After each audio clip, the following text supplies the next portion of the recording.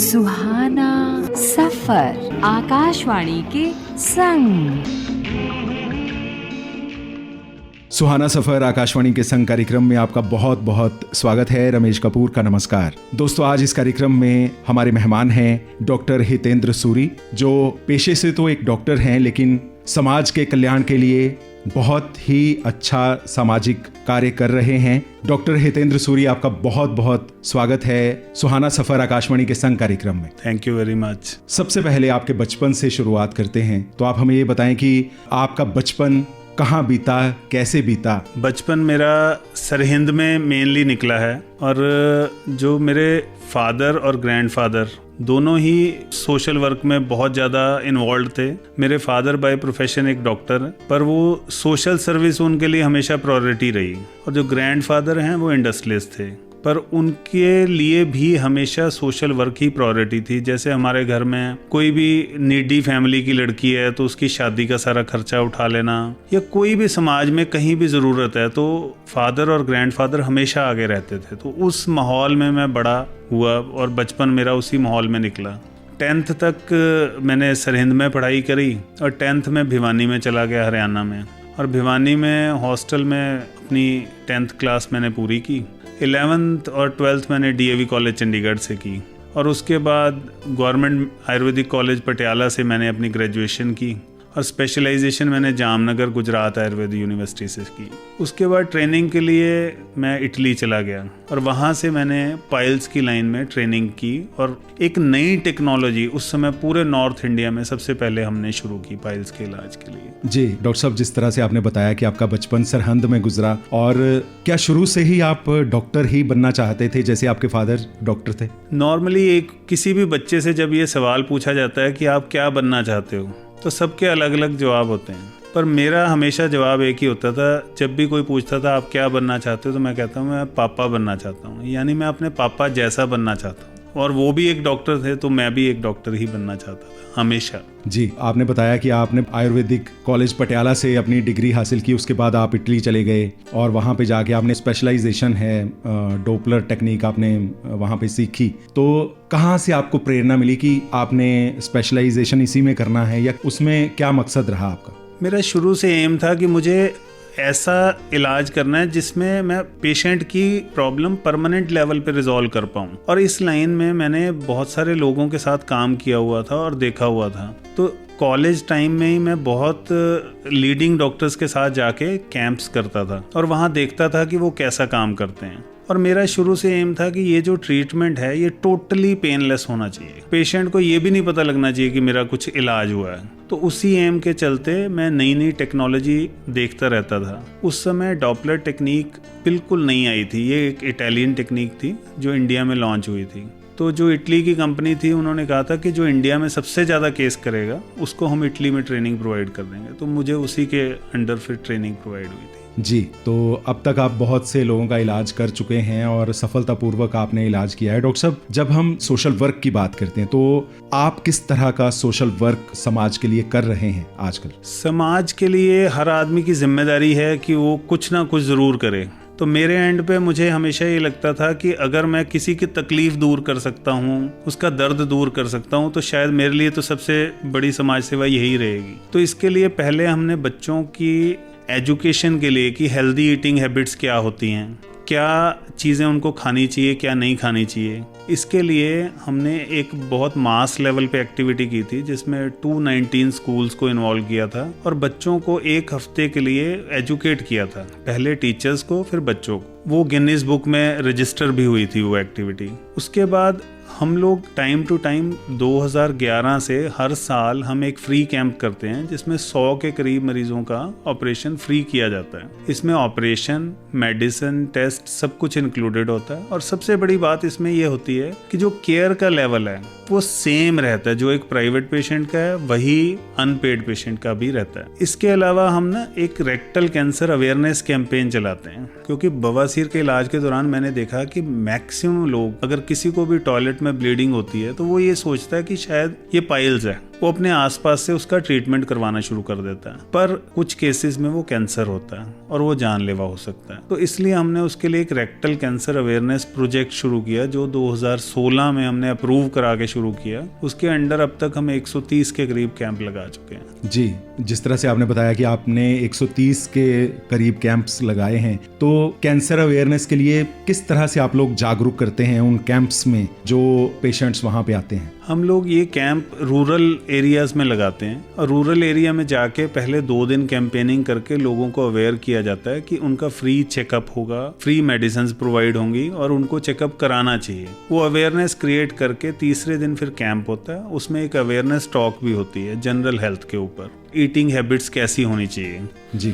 और उसके अंदर हम बताते हैं कि ये सिम्टम अगर आपको हैं, आपका अगर वेट लॉस हो रहा है, आपको कमजोरी लग रही है, आपको ब्लीडिंग हो रही है, आपको बार बार टॉयलेट जाना पड़ रहा है, तो कुड भी ये बवासीर नहीं है, ये कैंसर है। और ऑन द स्पॉट उसमें प्रोक्टोस्कोपी और सिग्मोइडोस्कोपी की जाती है और इनिशियल स्टेज के कैंसर्स को डायग्नोज भी कर दिया जाता है। इसमें एक और अच्छी बात है कि जैसे ना गवर्नमेंट की कुछ स्कीम्स होती हैं जिसमें ये बताया जाता है कि ये स्कीम से उस पेशेंट को, कैंसर के पेशेंट को, जैसे पंजाब गवर्नमेंट 1.5 लाख रुपए पेशेंट को प्रोवाइड करती है, पर रूरल लेवल पे लोगों को ये इन्फॉर्मेशन कई बार पास ऑन नहीं हो पाती जी। तो हम लोग ऐसी स्कीम्स के लिए भी अवेयर करते हैं। इवन हम ये भी हेल्प करते हैं, अगर किसी को फॉर्म भरना नहीं आता, कैसे वो हेल्प ले सकता है, उसके बारे में पूरी गाइडेंस भी हम लोग प्रोवाइड करते हैं। जी, छोटे बच्चों की आपने बात की कि उनकी ईटिंग हैबिट्स को लेकर आप लोगों ने 219 स्कूलों को साथ जोड़ा और अवेयरनेस वहाँ पे की, तो उसके बारे में, उस प्रोजेक्ट के बारे में थोड़ा विस्तार पूर्वक बताइए ताकि और लोग भी प्रेरित हो सकें इस तरह के काम में आगे आने के लिए।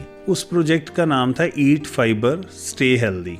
ये नॉर्मली अगर हमारी डाइट में फाइबर कम हो जाता है तो उससे भी बहुत सारी बीमारियां होने का रिस्क रहता है। अब जो नॉन वेजिटेरियन पॉपुलेशन है, दे थिंक कि ये घास फूस है and this is useless, but this is not useless. Fibre diet में होना बहुत ज़्यादा ज़रूरी है और उसकी एक रिक्वायर्ड डोज होती है, जैसे एडल्ट डोज 15 ग्राम होती है, वो डाइट में ज़रूर होनी चाहिए। उससे आपका पेट भी साफ रहता है और जैसे कब्ज़ को हम बीमारियों की माँ कहते हैं, उससे कब्ज़ भी दूर रहती है। पर फाइबर कहाँ से मिलती है, उसके क्या सोर्सेज हैं, उसके बारे में हमने अवेयरनेस क्रिएट की। फिर उसके सोर्सेज में कितनी क्वांटिटी में किस चीज़ में फाइबर होता है, इसके लिए हमने 219 स्कूल पंजाब के जो थे शॉर्टलिस्ट किए।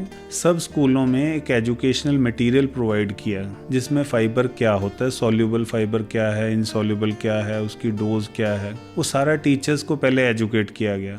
फिर स्कूल्स में डिबेट करवाए गए और डिबेट्स में अवेयरनेस क्रिएट की गई। फिर एक कॉमन डे पे हमने एक प्लेज एक्टिविटी करवाई जिसमें सब बच्चों ने ये प्लेज ली कि हम फाइबर खाएंगे और अपने आप को हेल्दी रखेंगे, कि prevention is better than cure. इस मोटिव के अंडर ये ईट फाइबर स्टे हेल्दी कैंपेन हुआ जिसमें 1,25,000 बच्चों ने पार्टिसिपेट किया 219 स्कूलों से। तो it was a very good activity और इसमें एंड में जो अचीवमेंट है वो यही है सबसे बड़ी, कि एटलीस्ट बच्चे जागरूक हुए, उन्हें पता लगा कि fast food is not good for health जी। तो जैसा कि कहते ही हैं कि उसमें जो एस लगा होता है वो मार्केटिंग गिमिक है, basically it is a fat food या डेड फूड कहते हैं उसको टेक्निकली। तो इसके बारे में अवेयरनेस क्रिएट हुई कि हमारा जो खाना है वो हेल्दी होना चाहिए। जी डॉक्टर साहब, बहुत ही अच्छी आप जानकारी दे रहे हैं हमारे सुनने वालों को, और ये जो सफ़र है आपका और हमारा और हमारे श्रोताओं का साथ साथ चल रहा है, बहुत ही सुहाना सफ़र हो रहा है। तो इस सफ़र में क्यों ना आपकी पसंद का एक गीत आपको और अपने श्रोताओं को सुनवाया जाए। बिल्कुल, तो इसके लिए मैं अपनी वाइफ को डेडिकेट करूंगा। हम तुम्हें चाहते हैं ऐसे, मरने वाला कोई जिंदगी चाहता हो जैसे। बहुत ही अच्छा गाना है, आइए सुनते हैं।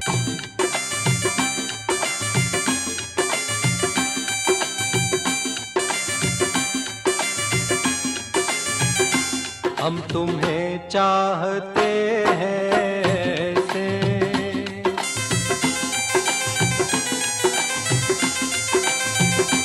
हम तुम्हें चाहते हैं ऐसे, मरने वाला कोई, मरने वाला कोई जिंदगी चाहता हो जैसे, हम तुम्हें चाहते हैं ऐसे।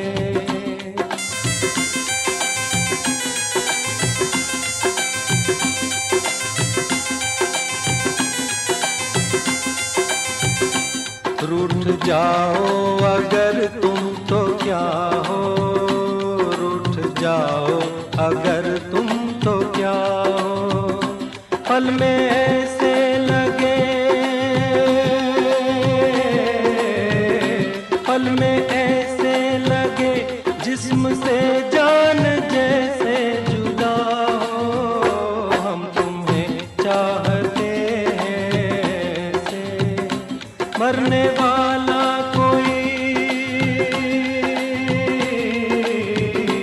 मरने वाला कोई जिंदगी चाहता हो जैसे, हम तुम्हें चाहते हैं ऐसे।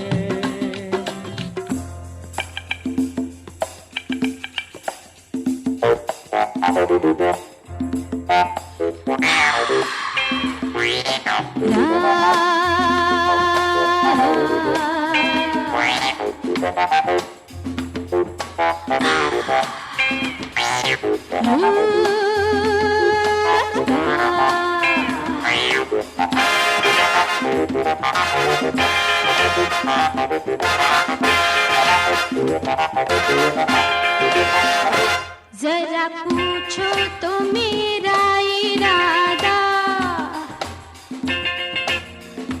जरा पूछो तो मेरा इरादा, मुझे किससे है प्यार, मेरे दिल का है कौन शहजादा।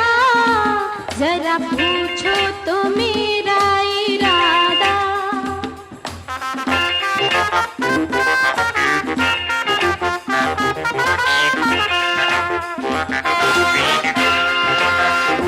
मेरे ख्वाबों में जो सज रहा है, मेरे ख्वाबों में जो सज रहा है, वो खुदा तो नहीं पर जमाने में सबसे जुदा है। मेरे ख्वाबों में जो सज रहा है।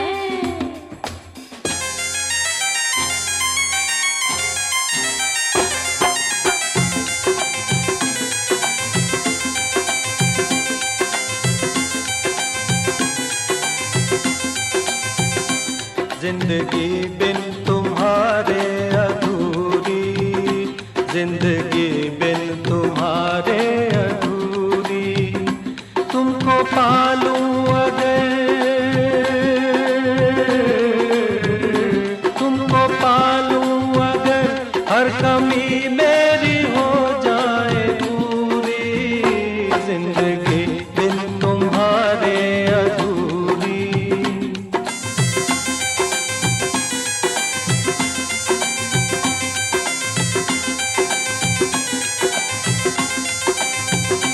ले चलेंगे तुम्हें हम वहाँ पर, ले चलेंगे तुम्हें हम वहाँ पर। तन्हाई सनम, तन्हाई सनम शहनाई बन जाए जहाँ पर। हम तुम्हें चाहते हैं ऐसे।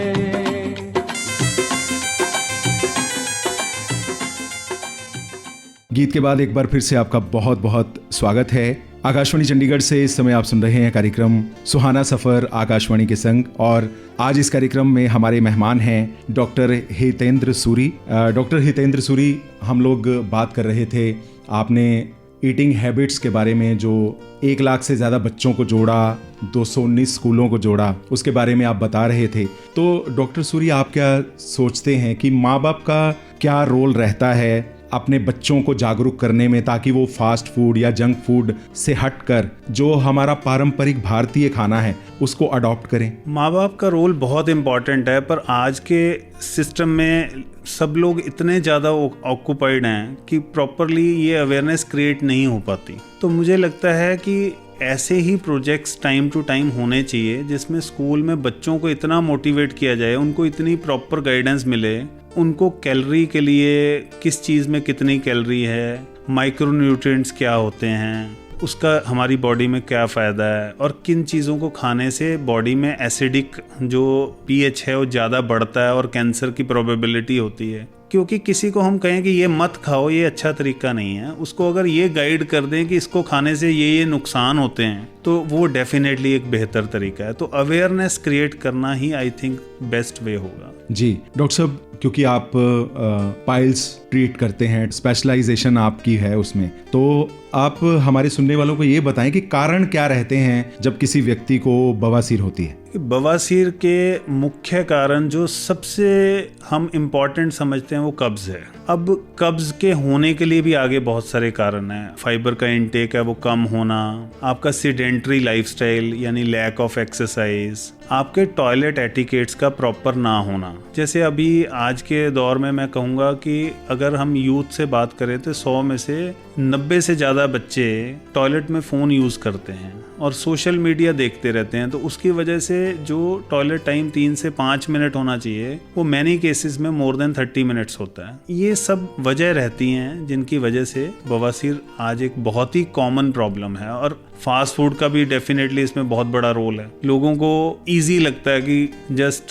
कुछ सामान लिया खाने का और चलते चलते खा लिया। दे डोंट रियलाइज कि उसमें फास्ट फूड में अगर आप सपोज एक बर्गर खा रहे हो तो बर्गर में जो बन है वो कितने दिन पहले बना था, उसकी जो टिक्की है वो कितनी देर पहले बनी हुई है। तो जो चीज़ प्रिजर्व की जाती है उसकी न्यूट्रिशनल वैल्यू कभी भी फ्रेश चीज़ के कंपैरिजन में हमेशा डेफिनेटली कम ही होगी। जी डॉक्टर साहब, सिम्टम्स क्या रहते हैं पाइल्स होने के? बवासीर के सिम्टम, पहला सिम्टम होता है कि उसको लगता है पेशेंट को कि टॉयलेट में मुझे खून आता है। दूसरा सिम्टम हो सकता है कि उसको लगता है कि टॉयलेट वाली जगह पे मुझे सूजन महसूस होती है।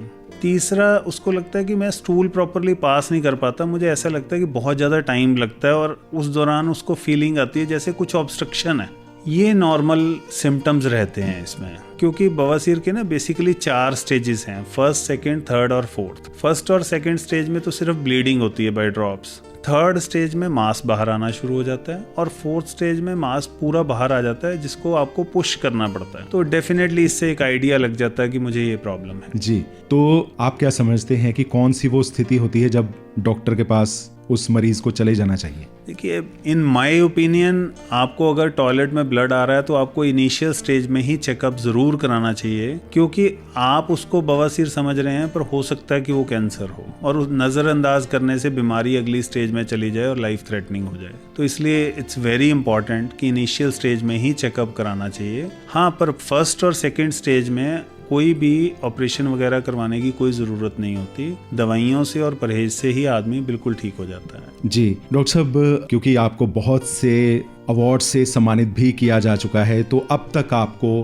कौन कौन से अवार्ड जो हैं वो हासिल हुए हैं? मुझे अब तक 48 अवार्ड्स मिले हुए हैं, पर उसमें से जो मुझे मेरे दिल के बहुत करीब हैं, जैसे हमने कोविड के दौरान जो काम किया, कोविड के दौरान हमने हर प्रोजेक्ट पे काम किया। कोविड में जैसे सबसे पहले शुरू में सोशल डिस्टेंसिंग और वो सारे जो नॉर्म्स फुलफिल करने वाली बात थी, तो आपको सुन के बड़ा अच्छा लगेगा कि पूरे इंडिया में सबसे पहले प्लेज एक्टिविटी सरहिंद में हुई थी। और उसके बाद जब वो पूरा प्रोसेस कंप्लीट हो गया था, हमने डिस्ट्रिक्ट एडमिनिस्ट्रेशन के साथ मिलकर सारे प्रोजेक्ट्स किए थे और उस प्रोजेक्ट्स के लिए बाद में डिप्टी कमिश्नर की तरफ से 15 अगस्त को एक एप्रिसिएशन अवार्ड दिया गया था। इसके अलावा अभी जो लंदन में मुझे अवार्ड मिला है, वो मुझे लगता है मेरे लिए सबसे बड़ी जो फ़क्र की बात है कि 2013 में हमने एक कैंप किया था जिसमें फ्री ऑफ कॉस्ट हमने 391 पेशेंट्स का ऑपरेट किया था। उसके लिए एक रिकॉर्ड रजिस्टर हुआ था लिम्का बुक ऑफ रिकॉर्ड में। उसको 10 साल हो चुके हैं और 10 साल में वो रिकॉर्ड ब्रेक नहीं हो पाया। नॉर्मली कोई भी रिकॉर्ड बनता है तो 6 महीने साल के अंदर ब्रेक हो जाता है, कोई ना कोई उसको तोड़ देता है, पर ये 10 साल में ब्रेक नहीं हुआ। तो अभी इसको वर्ल्ड लेवल पे वर्ल्ड बुक ऑफ रिकॉर्ड्स में लंदन में रिकॉग्नाइज करके हमें लंदन पार्लियामेंट में इसके लिए अवार्ड मिला है। जी, बहुत गर्व की बात है कि एक भारतीय होने के नाते कि आपको लंदन में वहाँ पे जाके अवार्ड जो मिला है, उसके लिए आपको बहुत बहुत बधाई। थैंक यू डॉक्टर साहब। यहाँ पर एक और गीत आपकी पसंद का हम आपको और अपने सुनने वालों को सुनवाना चाहेंगे, तो कौन सा गीत सुनाएं? तेरे चेहरे में वो जादू है, बिन डोर खिंचा आता हूँ। धर्मात्मा फिल्म का। हाँ जी। आइए सुनते हैं। रेशमा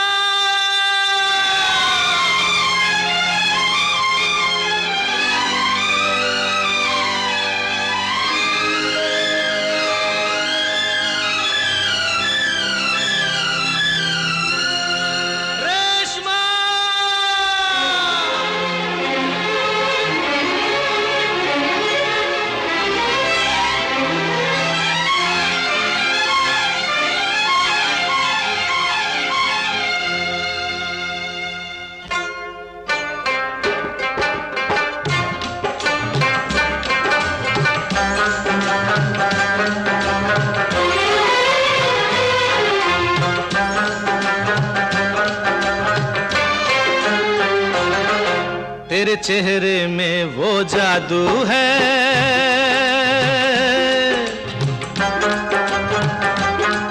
तेरे चेहरे में वो जादू है, बिन डोर खिंचा जाता हूँ। जाना होता है और कहीं तेरी ओर चला आता हूँ, तेरी ओर चला आता हूँ। तेरे चेहरे में वो जादू है।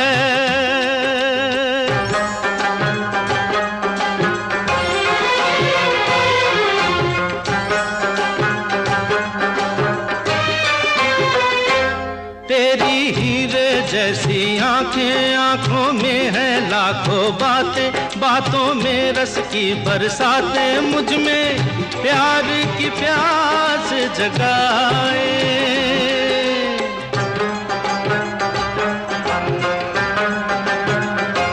तू जो एक नजर डाले जी उठे मरने वाले, लब तेरे अमृत के प्याले, दिल में जीने की आस बढ़ाए। चल पड़ते हैं तेरे साथ कदम, मैं रोक नहीं पाता हूँ, मैं रोक नहीं पाता हूँ। तेरे चेहरे में वो जादू है।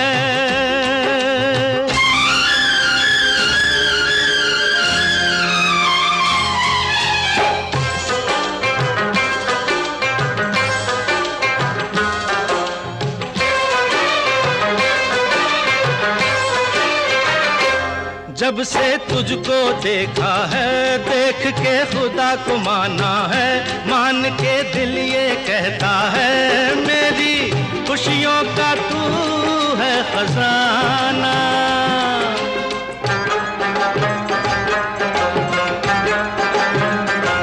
दे दे प्यार की मंजूरी, कर दे कमी मेरी पूरी, तुझसे थोड़ी भी दूरी मुझको करती है दीवाना। पाना तुझको मुश्किल ही सही, पाने को मचल जाता हूँ, पाने को मचल जाता हूँ। तेरे चेहरे में वो जादू है, बिन डोर खिंचा जाता हूँ। जाना होता है और कहीं तेरी ओर चला आता हूँ, तेरी ओर चला आता हूँ। तेरे चेहरे में वो जादू है।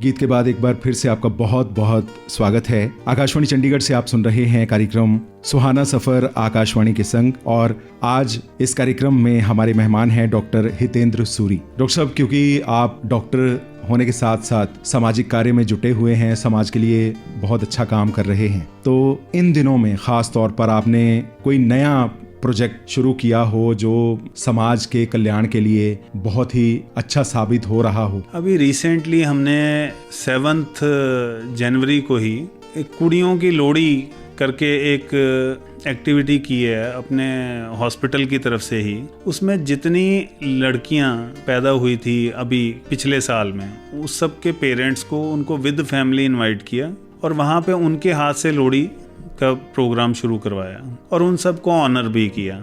बेसिकली बीइंग ए डॉक्टर मैं 21 साल से प्रैक्टिस में हूँ और मैं एक चीज़ फील करता हूँ कि जब भी कोई डिलीवरी होती है तो अगर तो लड़का होता है तो फैमिली के चेहरे पे बहुत मुस्कुराहट आ जाती है, खुशी आ जाती है परिवार में और उसको बड़े अच्छे लेवल पे सेलिब्रेट किया जाता है। पर अगर लड़की होती है तो एक मायूसी छा जाती है, जो कि बहुत ही गलत है। ये तो डिस्क्रिमिनेशन है, बिल्कुल नहीं होनी चाहिए। मेरे को लगता है ये भी एक कुरीति है जिसके खिलाफ हमें फाइट करना चाहिए कि लड़की के होने पे भी वैसी ही सेलिब्रेशन होनी चाहिए। तो इसलिए हमने इसको एक छोटी सी एक्टिविटी नहीं किया, एक ग्रैंड लेवल पे सेलिब्रेशन रखी थी इसके लिए, ताकि पेरेंट्स को ये फीलिंग आए और जाते हुए उनके वाकई उनके जो बातें थी उस सुन के दिल बड़ा खुश हुआ। उन्होंने खुद कहा कि हमें लड़के लड़की में कोई फर्क नहीं है जी, हमारे लिए दोनों बराबर है। बिल्कुल, बहुत ही अच्छा प्रयास आपका ये रहा, क्योंकि आज भी बहुत से ऐसे लोग हैं जो लड़के और लड़की में भेदभाव करते हैं। जैसे आपने बताया कि लड़का पैदा होने पर मिठाई बांटते हैं, उनके चेहरे पे रौनक आ जाती है, और जब लड़की होती है तो थोड़े से वो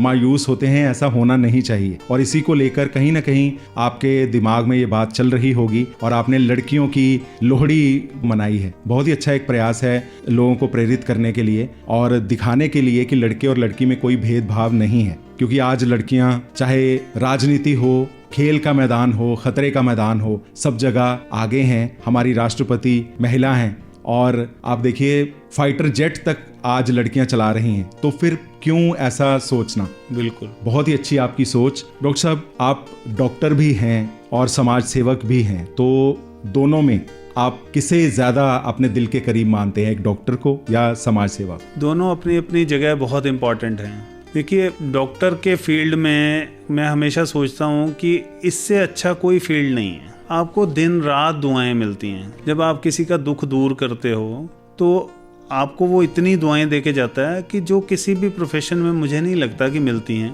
बाकी जो सोशल सर्विस है उसको मैं समझता हूँ वो तो मेरी ड्यूटी है कि अगर आपको भगवान ने किसी को भी किसी पोजीशन में कैपेबल रखा है और वो कुछ कर सकता है दूसरों के लिए, तो डेफिनेटली उसको करना चाहिए। हम लोगों की एक एनजीओ है जिसमें हम अभी रिसेंटली हम रात को, जैसे बहुत सर्दी पड़ती है तो हम लोग इकट्ठे होके जाते हैं 4-5 गाड़ियां लेके, और फिर जितने भी लोग सड़क पे सोए होते हैं, आज की डेट में भी ऐसे बहुत सारे लोग हैं छोटे कस्बों में जो साइड में ठंड में पूरी सर्दी में एक कंबल ओढ़ के सोए होते हैं। तो उनके पास जाना, उन सबको कंबल उड़ाने, गाड़ियों में कंबल लेके जाने, तो ऐसी बहुत सारी एक्टिविटीज़ हैं जिसको करके आपको जो सुकून मिलता है वो किसी भी चीज़ में नहीं मिलता। बिल्कुल आपने सही कहा, क्योंकि अपने लिए तो हम सब लोग जीते हैं, मज़ा जीने का उसी ज़िंदगी में है जो दूसरों के काम आए। तो डॉक्टर साहब, क्योंकि आज बहुत से सुनने वाले हमारा ये कार्यक्रम सुन रहे हैं, तो चलते चलते उन सभी श्रोताओं से आप क्या कहना चाहेंगे? मैं उनको हेल्थ रिलेटेड कुछ टिप्स देना चाहूँगा कि आप हमेशा जो भी खाते हैं उसको बहुत धीरे खाएं, बहुत चबा चबा के खाएं। जब तक वो पानी ना बन जाए उसको निगलें नहीं। इससे आपकी डाइजेशन रिलेटेड 80% प्रॉब्लम रिजॉल्व हो जाती हैं। दूसरा, टॉयलेट कुछ एटिकेट्स हैं जो हमको फॉलो करने चाहिए, जो यंगर जनरेशन को बहुत ज़्यादा बड़ी परेशानी में ला सकते हैं। टॉयलेट टाइम 3 से 5 मिनट होना चाहिए। टॉयलेट में न्यूज़पेपर, मैगजीन, मोबाइल बिल्कुल इस्तेमाल नहीं करने चाहिए। टॉयलेट में पॉसिबल हो, विच इज़ वेरी वेरी यूज़फुल, क्योंकि हमारे घर के सब बड़े जो हैं वो कॉन्स्टिपेशन से बहुत सारे लोग जूझ रहे हैं। तो उसमें बहुत ही ईजी सॉल्यूशन है कि जो वेस्टर्न कमोड होता है उसके आगे अगर हम एक स्टूल रख लें और अपने पैर स्टूल पे रखें तो वही पोजीशन बन जाती है जो इंडियन कमोड पे बनती है, which is very useful to treat constipation. और उसके अलावा फिजिकली एक्टिव रहना बहुत ज़रूरी है। अगर आप एक्सरसाइज नहीं भी कर सकते, आप एक सीनियर सिटीजन हैं, एक्सरसाइज नहीं कर सकते ड्यू टू लिमिटेशन, तो भी आप एटलीस्ट आप वॉक ज़रूर करें मॉर्निंग इवनिंग, अपने आप को फिजिकली एक्टिव रखें। जी, डॉक्टर हितेंद्र सूरी, आप आकाशवाणी चंडीगढ़ के स्टूडियो में आए, आप सुहाना सफ़र आकाशवाणी के संग कार्यक्रम का आप हिस्सा बने। स्टूडियो में आने के लिए आपका बहुत बहुत शुक्रिया। Thank you very much. दोस्तों, सुहाना सफ़र आकाशवाणी के संग कार्यक्रम में आज हमारे मेहमान थे डॉक्टर और समाज सेवक डॉक्टर हितेंद्र सूरी। इस कार्यक्रम के प्रस्तुतकर्ता हैं अश्विनी कुमार। अब आज का सुहाना सफ़र आकाशवाणी के संग कार्यक्रम समाप्त करने की अपने दोस्त रमेश कपूर को इजाजत दीजिए। नमस्कार। सुहाना सफर आकाशवाणी के संग।